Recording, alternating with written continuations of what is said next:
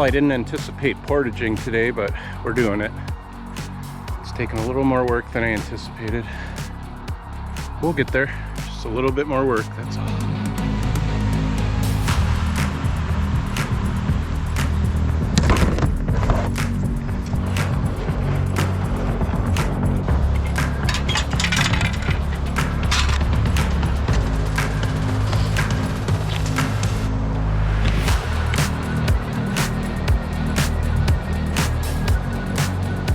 Alright guys, it's a beautiful day on the ice. As you saw in the beginning there, I had to portage to get to this spot. That's not normally how we access this spot, but as you can probably hear, there's water coming over the top of the spillway. So I was not about to come down that spillway like we normally would. So it's a little more work to get here, but I got a ton of fish down there and it looks like it's going to be a good day. As you know, I love crappie fishing, so that's what I'm looking for. But if we catch anything, I will be happy. There's fish, tiny bluegill, quite a few bluegills around. I've already established that. Today I'm starting out with the caddis cane from Widowmaker Lures, and then I have the liquid Willowcat finesse tail, the black on the end of that. And I keep the knot such that the lure will hang horizontally in the water.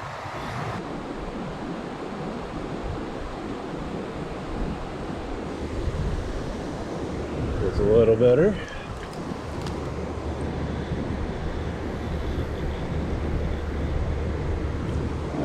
There we go. Nice bluegill.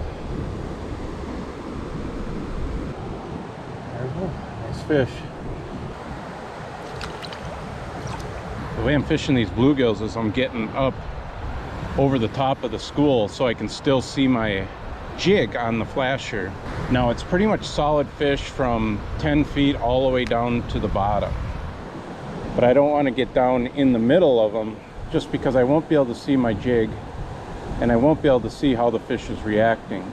But if I stay above, I can pull fish up out of the school, get them to chase up, and then I slowly lower it back down to them. As I'm doing that, I'm watching my line. And as soon as they scoop up that jig, I can see my line go slack. And you can use like traditional cadences where you just jig in place and watch the end of your rod. That certainly works as well. But I really like this method, especially for crappie and bluegill. A falling bait is kind of a natural presentation for fish. Another decent bluegill. You know, you get them chasing that bait up, they think it's maybe wounded as they see it going up, and then as it starts to fall, they see that as their opportunity to strike. I brought my ice bibs with today, but I haven't put them on yet. It's supposed to be pretty nice. 40s, tickle the 40s today. I'm starting to get a little chilly, maybe just from getting my hands wet and catching some fish. So as I'm fishing this school of bluegills towards the bottom, I'm always watching up higher in the water column for marks. And as soon as I see something up there, I'm gonna go up after them in hopes that it's a crappie. But as of yet, I have not seen any good significant marks closer to the surface. There's one. Better.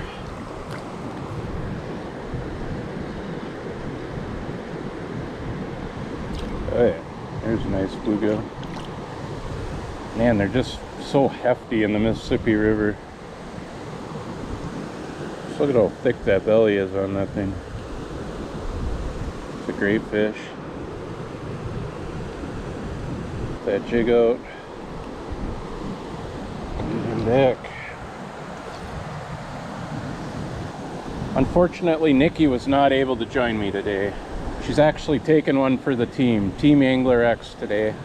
We have some remodeling being done on the bathroom, so she stayed home to kind of supervise that, make sure things go okay there. She was cool enough to support me in going fishing today. I'm out getting a video for you guys, enjoying some weather while she's home taking care of business. So Let's all thank Nikki for this opportunity. Let's keep moving around here, see if we can find something else. Looks like the same story here, about 15 feet, 15, 16 feet. Bunch of fish on the bottom. Boom. That's better.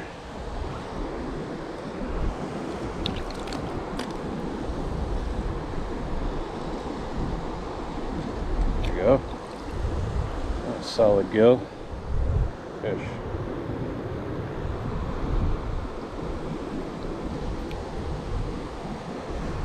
That was fun. If you are the guy that left his cigarette box and plastic cap out here, you need to do a little better, buddy. So it's kind of disgusting.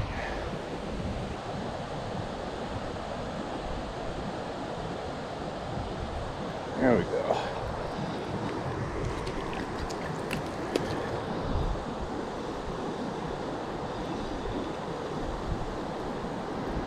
There we go. Nice. Go. There's a hefty one. Beautiful fish.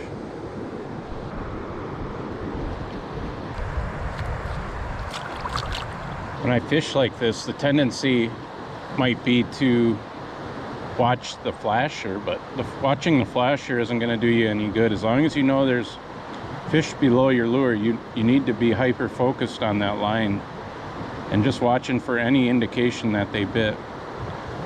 And that's what I'm doing. I use the flasher to give me, confidence that there's fish down there. There we go. There's a crappie.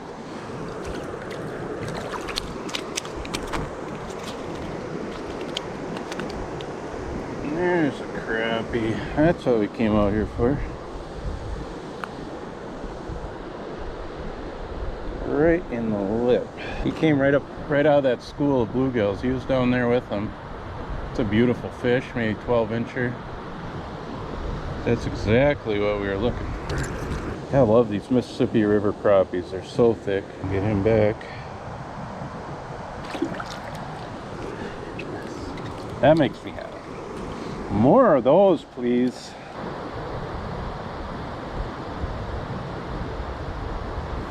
There's one. Smaller fish. It's getting bigger. Another crappie. Nice. Crappies in a row. So we just moved over just a little bit deeper water. Not too much deeper, but maybe a foot or two. And those crappies are there. Alright guys, I think I'm going to take just a second break to put my bibs on. It's nice out, but it's not quite no bib nice. So I'm going to go put those on so I'm a little more comfortable. Oh, that's so much better. I got some hot coffee in my belly, got my bibs on. Now we can really put a hurting on them here. I never like putting all my clothes on as I'm walking out, especially today when I had to carry all that stuff up and over the rocks. So you get so sweated up. So I usually don't put on all my clothes right away. Then you get anxious to fish and you decide not to put them on, and then you end up cold. I don't know how well you can see my screen from here, but it's showing 15 feet, but the school of fish goes from the bottom all the way up to about 10 feet. And when I fish these fish, I don't go right down into the middle of the school. I try and hang out above the school so I can see when a fish comes and rises up to my jig. And I'm trying to tease those fish up, get them to chase it up. Like I'll drop it down into the school, then bring it up. And as I see a fish racing up to it, I start to lower it to them. Like right now, there one picked it up. And as I'm lowering it, I'm not watching my screen anymore. I'm watching the line. I'm hyper focused on that line, and when that line goes slack, I know that fish has picked it up. Now some days they don't like the drop. Some days they prefer it moving in the upward direction. And in that case, I'm moving it upward very slowly. Get that fish back. In that case, I'm moving it upward very slowly, and then I'm watching the rod tip to just start to load up, and that's when I know they picked it up. But more times than not, dropping it down into the school, raising it up, wiggling it, getting one to chase, and then slowly lowering it back down to them is going to get them to bite.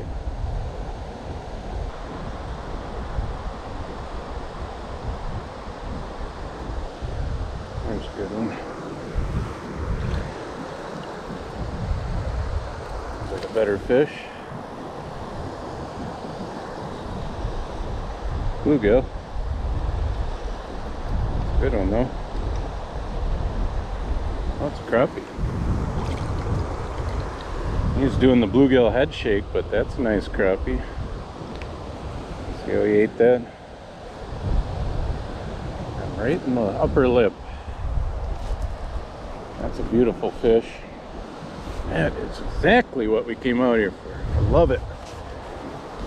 Keep them coming. You know, when you hook a bluegill, it kind of does that do-do-do-do-do-do. He did that for a second, and I was like, oh, bluegill. So I'll drop it back down into the school, get their attention, and then I'll bring it up. Looks like I got the attention of some fish. So now I'm going to slowly lower it into them. Now I'm moving my attention from the screen to my line. And I'm watching for that line to go slack.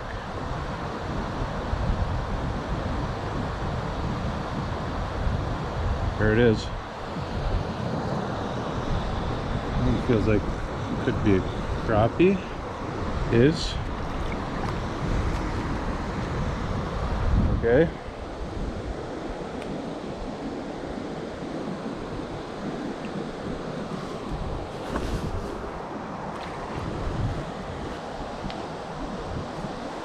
Go all the way through the school again. And I bring it up through the school, jiggle, jiggle, jiggle. There, I got someone's attention right away. Got him. Ooh, that one feels solid. That one's a crappie. Where'd that rod go? Whew, this should be a good one.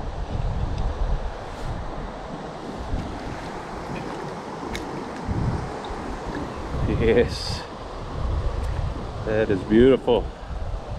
Crappies are snapping. The rod I'm using today is the Radcliffe Carbon Crappie. It's a new rod in their lineup this year, and I've been using it pretty much exclusively just because I love it so much. It's a 32-inch, and it's got the bright tip, but it's just so much fun to fish with. It's like a feather in your hand, super sensitive. And fighting those fish like that, it's just an absolute joy with this rod.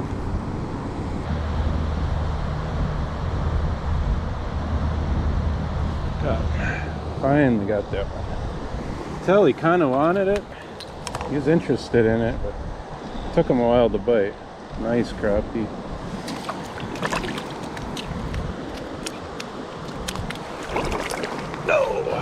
Oh, not so fast there, buddy. We gotta take a look at you first. Not a giant, but I like looking at him before I let him go.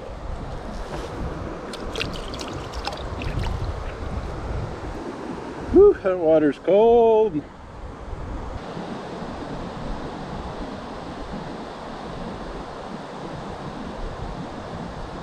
That's gotta be a crappie.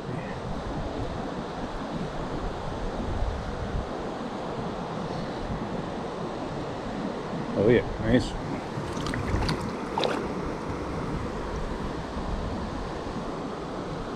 Always gets them right in the top lip. They're perfect. Nice fish. I'm gonna try something a little different. Got these slab seekers from Widowmaker Lures at the show in Madison. and they look absolutely awesome. I've never used one before.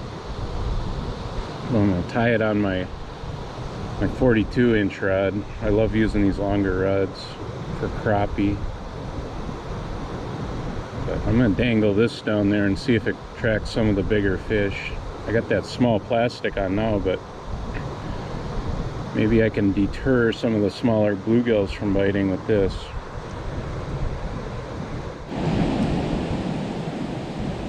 Alright guys, I hooked into something big here.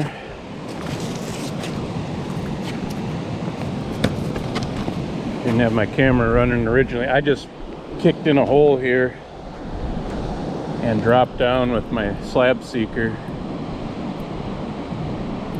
and I lifted up and there was a fish on. So I don't know if I snagged something, if I got a pike on here or what. But we are gonna find out, hopefully.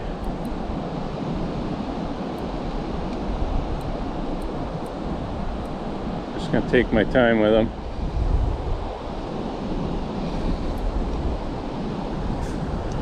It's fighting. Oh my gosh. It's a giant walleye, guys.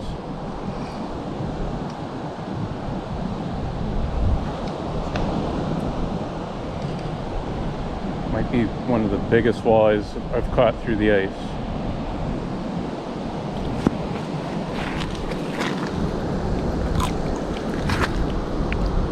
Look at that. All right, that was cool.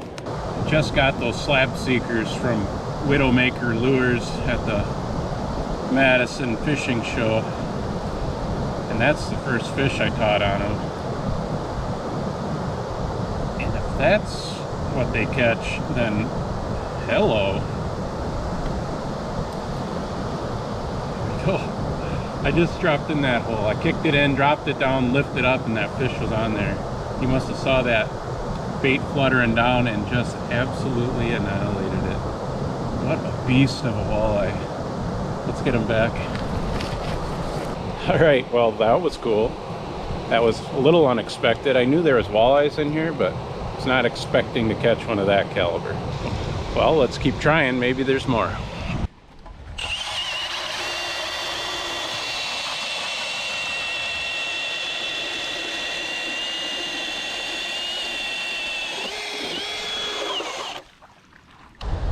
Drilled double holes here right next to each other. Put my transducer in the far hole, and I'm fishing in the close hole, and I'm hoping that I don't have to pull the transducer when I get a fish this way.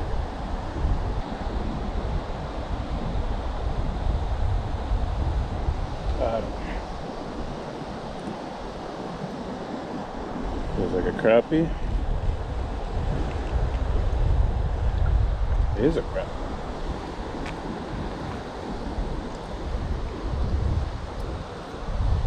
Oh, beautiful. He was ready to get back.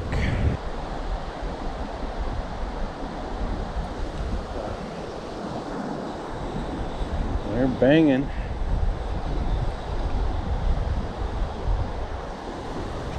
They're banging.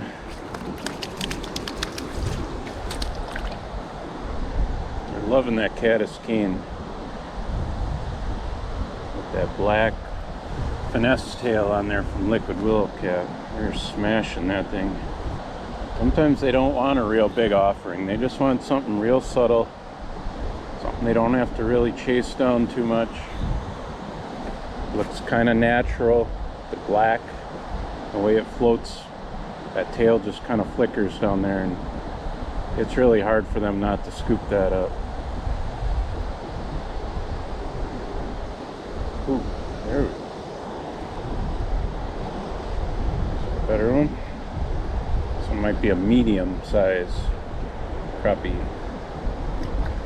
Yeah, that's pushing the larger size. That's a keeper size crappie. Nice fish.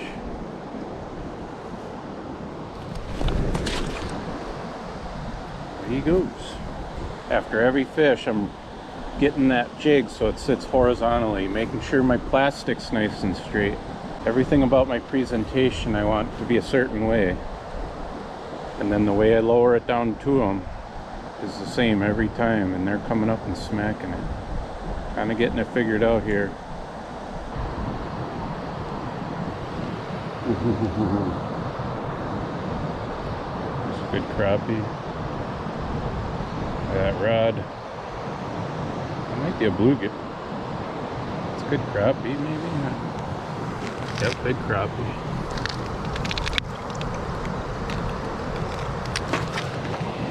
Beautiful. Smashed it.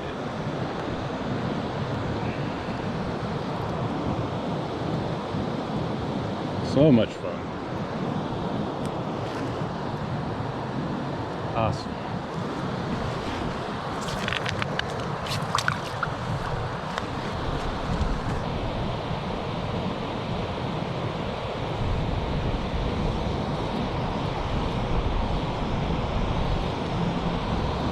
Good one. What do we got here? Nice. Oof.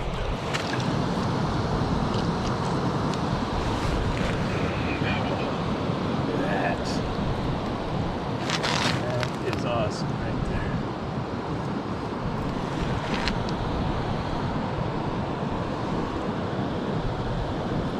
Right in the upper lip. So much fun.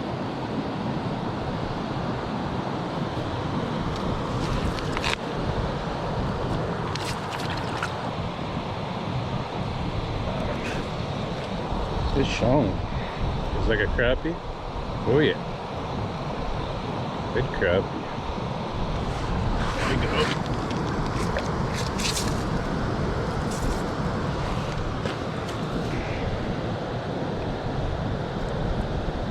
Well guys, things have slowed down a little bit, but we're approaching 11 o'clock right now. That's pretty typical for things to slow down at this time of day. It's been more bluegills than crappie lately, but that's a really nice fish. Get him back. You know, we had a great morning of catching these crappies with the plastic and tungsten jig, and we moved around until we found kind of where we were catching some crappies, and then we just hung out and worked that school over, working that jig up above the school, dropping it down, watching that line to go slack. Had a great day on the ice. Hope you guys enjoyed the video. I enjoyed making it. And until next time, see you out on the ice.